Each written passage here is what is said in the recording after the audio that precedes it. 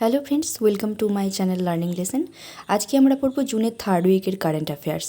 ভারতীয় নেভিতে 3টি নতুন যুদ্ধজাহাজ মোতায়েন করা হলো। এগুলির নাম কি কি? দেখো, এগুলো হলো আইএনএস দুনাগিরি, আইএনএস অগ্র, আইএনএস সংশোধক। ভারতের প্রধানমন্ত্রী নরেন্দ্র মোদী কলকাতার শ্যামাপ্রসাদ মুখার্জি বন্দরে এই দেশীয় যুদ্ধজাহাজগুলি উদ্বোধন করলেন। কলকাতার গার্ডেন রিচ শিপ বিল্ডার্স ও ইঞ্জিনিয়ার্স দ্বারা নির্মিত হয়েছে এই যুদ্ধজাহাজগুলি। বিশ্ব রিফিউজি দিবস কবে পালিত হয়? এটা পালিত হয় 20 জুন এবং এই বছরের থিম কী ছিল? Until everyone is safe. 1951 সালে রিফিউজি কনভেনশন আয়োজিত হয় এবং এবছর 2026 সালে এর 75তম বর্ষ পূর্তি হলো। বিশ্বে রিফিউজিদের সুরক্ষা এবং অধিকার রক্ষার জন্য রয়েছে জাতিসংঘের একটি প্রতিষ্ঠান যার নাম ইউএনএইচসিআর বা United Nations High Commissioner for Refugees. প্রতিষ্ঠা হয় যার 1945 সালে এবং এর সদর দপ্তর হলো জেনিভা। পদার্থবিজ্ঞানী উল্ফ প্রাইজ পেলেন কোন ভারতীয় বংশোদ্ভূত? এটি পেলেন জৈনেন্দ্র কে জৈন এবং এটি দেয়া হলো জেরুজালেম সরকার থেকে। যৌগিক ফার্মিয়ন আবিষ্কারের জন্য তাকে ইসরায়েল থেকে এই পুরস্কার প্রদান করলেন ইসরায়েলের রাষ্ট্রপতি। এফএটিএফে নিযুক্ত প্রথম ভারতীয় ভাইস প্রেসিডেন্টকে? ইনি হলেন বিবেক আগরওয়াল। এফএটিএফ হলো কি? Financial action task force. FATF প্রতিষ্ঠিত হয় 1989 সালে এবং এর সদর দপ্তর যেখানে রয়েছে সেটি হলো প্যারিস।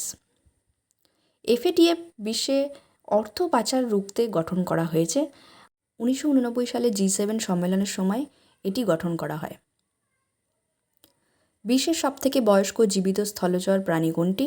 এটি হলো জোনাথন। সিসিলসের সেন্ট হেলেনা দ্বীপে বসবাসকারী এটি একটি জায়ান্ট টর্টয়েস।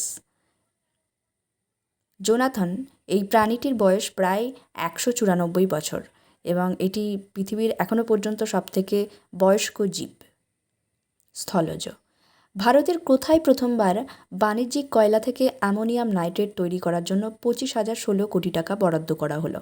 তো এটি হয়েছে ওড়িশার লোকানপুরে এবং এটির জন্য ভেল এবং কোল ইন্ডিয়া লিমিটেড এগ্রিমেন্ট করেছে। International Tribunal for the Law of the Sea তে কোন ভারতীয়কে জাজ হিসেবে ঘোষণা করা হলো? ইনি হলেন ডক্টর বিমল প্যাটেল। জাস্টিস রঞ্জন প্রসাদ দেশাই এর সুপারিশে কোন রাজ্য সরকার ইউসিসি বা ইউনিফর্ম সিভিল কোড বিল উত্থাপন করল তাদের বিধানসভায়? সেটি হলো মধ্যপ্রদেশ রাজ্য। ন্যাশনাল গ্রিন হাইড্রোজেন মিশনের অধীনে সরকার 22 কোটি টাকার অনুমোদন দিল নটি স্টার্টআপকে। কত সালের মধ্যে Bharat 5 million metric ton green hydrogen উৎপাদনের লক্ষ্যমাত্রা নিয়েছে? 2030 সালের মধ্যে। ভারত ও কোন দেশ মিলে আগামী 5 বছরের জন্য সিইটিএ বা comprehensive economic and trade agreement কার্যকরী করল? ভারত এবং ইউনাইটেড কিংডম মিলে। ন্যাশনাল স্ট্যাটিস্টিক্যাল কমিশনের চেয়ারম্যান হিসেবে নিযুক্ত করা হলো কাকে? ইনি হলেন শৈবাল চট্টোপাধ্যায়। বাটা ইন্ডিয়ার ম্যানেজিং ডিরেক্টর ও চিফ এক্সিকিউটিভ অফিসার হিসেবে কাকে নিযুক্ত করা হলো? ইনি হলেন সঞ্জয় রাও। খান কোয়েস্ট এই মহড়াটি কোন দুটি দেশের সেনাদের মধ্যে অনুষ্ঠিত হলো? এটি হলো ভারত ও মঙ্গোলিয়ার মধ্যে, মঙ্গোলিয়ার রাজধানী উলানবাতারে। কিউএস ওয়ার্ল্ড ইউনিভার্সিটি র্যাঙ্কিং 2027-এ ভারতের র্যাঙ্ক কত? ভারতের র্যাঙ্ক এখানে 5ম এবং এই ইউনিভার্সিটি র্যাঙ্কিংয়ে প্রথম স্থানে রয়েছে ইউএসএ। এইচডিএফসি ব্যাংকের বর্তমান চেয়ারম্যান কে আছেন যার মেয়াদ 3 মাসের জন্য বাড়ানো হলো? ইনি হলেন কেকি মিস্ত্রি। মধ্য এশিয়ার প্রথম দেশ হিসেবে নিউ ডেভেলপমেন্ট ব্যাংকে যোগদান করা প্রথম দেশ কোনটি? এটি হলো উজবেকিস্তান। নিউ ডেভেলপমেন্ট ব্যাংক যেটি হচ্ছে ব্রিক্স ব্যাংক। কোন দেশ প্রথমবার ঐতিহ্যবাহী হিন্দু মন্দির এর উদ্বোধন করল? এটি হলো ফ্রান্স।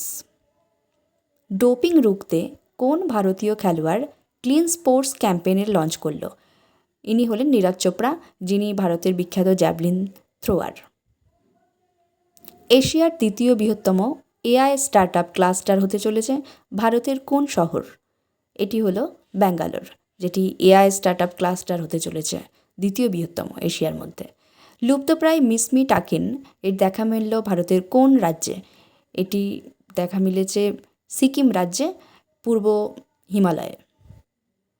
জিআইসি বা জেনারেল ইন্স্যুরেন্স কর্পোরেশন অফ ইন্ডিয়ার চেয়ারম্যান ও ম্যানেজিং ডিরেক্টর হিসেবে কাকে নিযুক্ত করা হলো?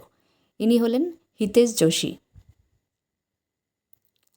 এনআইএ বা ন্যাশনাল ইনভেস্টিগেশন এজেন্সির ইন্সপেক্টর জেনারেল হিসেবে কাকে নিযুক্ত করা হলো? সুন্দররাজ পট্টিলিঙ্গম। পিচ ব্ল্যাক মহড়া অনুষ্ঠিত হলো কোথায়? এটি হয়েছে অস্ট্রেলিয়ায়। পিচ ব্ল্যাক যে মহড়া অনুষ্ঠিত হয়েছে এটি ভারত ও অস্ট্রেলিয়া ছাড়াও মোট 19টা দেশ, ভারত এবং অস্ট্রেলিয়া সহ মোট 19টা দেশ এতে অংশ নেবে এবং এটি বিশ্বের অন্যতম সেরা বায়ুসেনা মহড়া। জিআই ট্যাগ পেল সারিন্দা। এটি কোন রাজ্যের? এটি হলো ত্রিপুরা রাজ্যের। সারিন্দা কি? সারিন্দা হলো ত্রিপুরা রাজ্যের একটি ধনুক দিয়ে বাজানো তারের মতো একটি বাদ্যযন্ত্র। কোন রাজ্যের দেউরি হ্যান্ডলুম জিআই ট্যাগ পেল? এই রাজ্য হলো আসাম। আসামে এইটি ছাড়াও আরও 4টি রয়েছে যেগুলো পেয়েছে জিআই ট্যাগ, যেমন কার্বি আংলং হ্যান্ডলুম, বিহু পেপা, আসামিজ বাম্বু ক্রাফট এবং দেউরি হ্যান্ডলুম।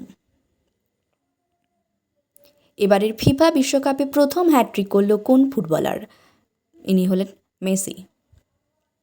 এছাড়া মেসির আরেকটি এবারের রেকর্ড রয়েছে, সেটি হচ্ছে একমাত্র ফুটবলার যিনি 6টি বিশ্বকাপ খেলছেন।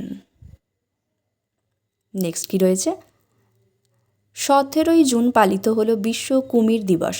এবছরের থিম কী ছিল? এবারের থিম ছিল legacy in every scale. GI tag পেল কুচাই সিল্ক। এটি কোন রাজ্যের? এটি ঝাড়খণ্ড রাজ্যের। ঝাড়খণ্ড রাজ্যের আরও কিছু রয়েছে যেগুলো জিআই ট্যাগ পেয়েছে, সেগুলো কি কি? Bhagaiya silk, Jharkhand bamboo craft, Munda jewellery. September মাসে আন্তর্জাতিক স্পেস সামিট কোথায় অনুষ্ঠিত হবে? এটি হচ্ছে প্যারিসে অনুষ্ঠিত হবে। সম্প্রতি G7-এর মিটিং কোথায় অনুষ্ঠিত হলো? অনুষ্ঠিত হয়েছে ফ্রান্সে। G7-এ মোট কটি দেশ রয়েছে? US, Canada, France, Germany, Italy, United kingdom এবং জাপান। মোট 7টি দেশ রয়েছে।